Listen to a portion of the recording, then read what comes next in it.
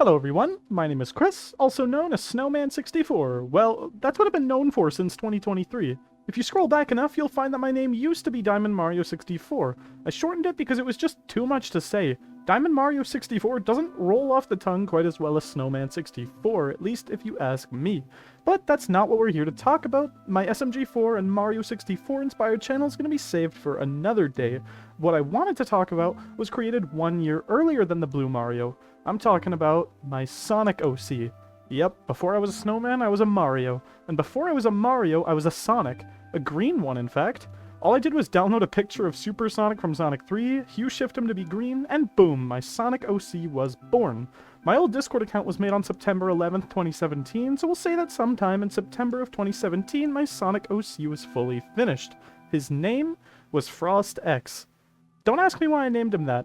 I always loved snow, ice, and winter in general. It's why, naturally, my Mario OC was blue to represent ice, and I eventually became a fully original snowman. So I liked winter so much that I named my Sonic OC Frost.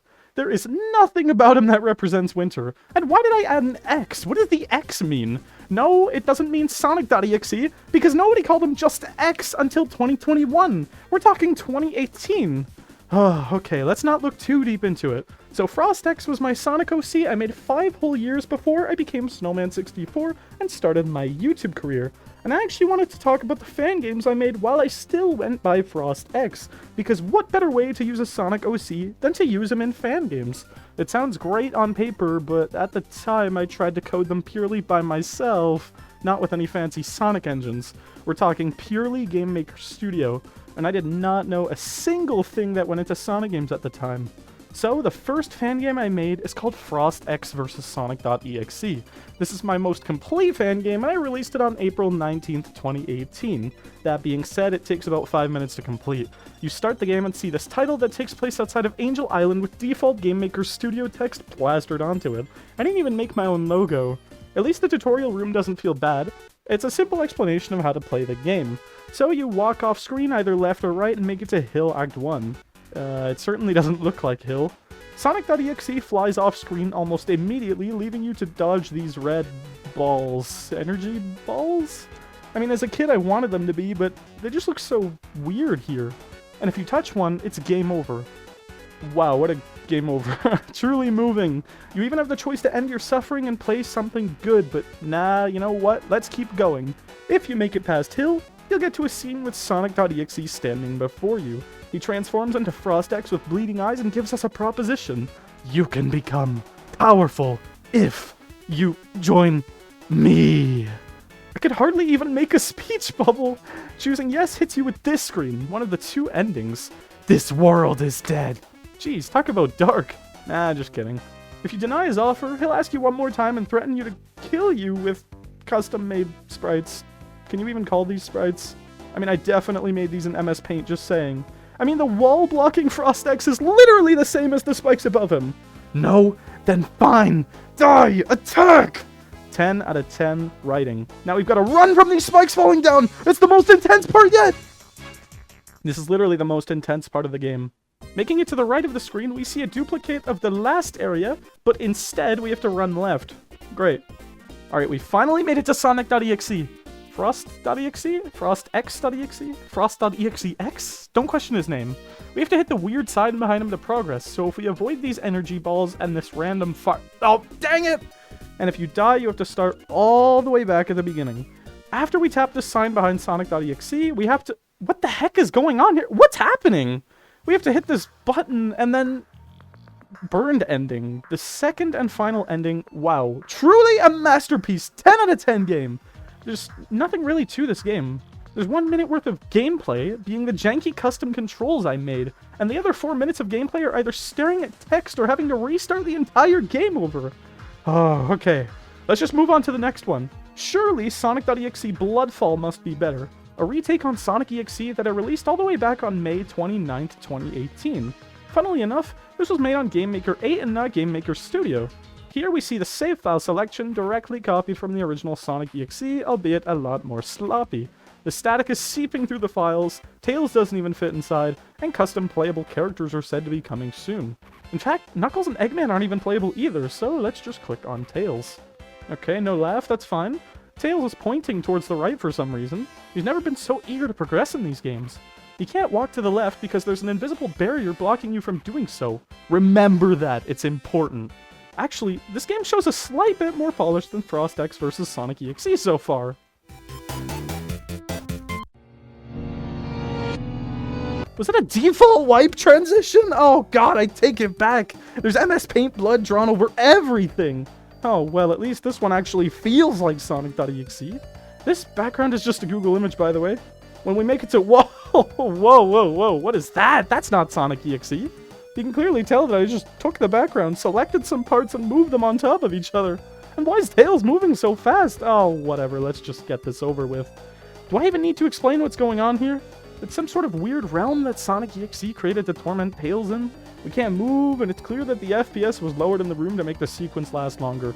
In Game Maker, you can lower the FPS of specific rooms, if you so badly wanted to. So since Sonic.exe moves so fast, I went into that single room and lowered it as much as I could.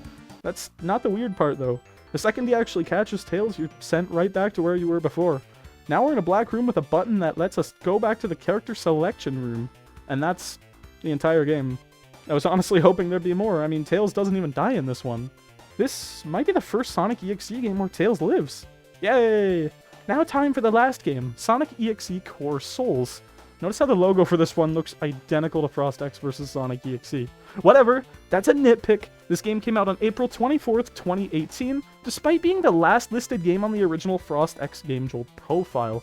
You'll notice that this game weirdly lacks the quality the other two games have.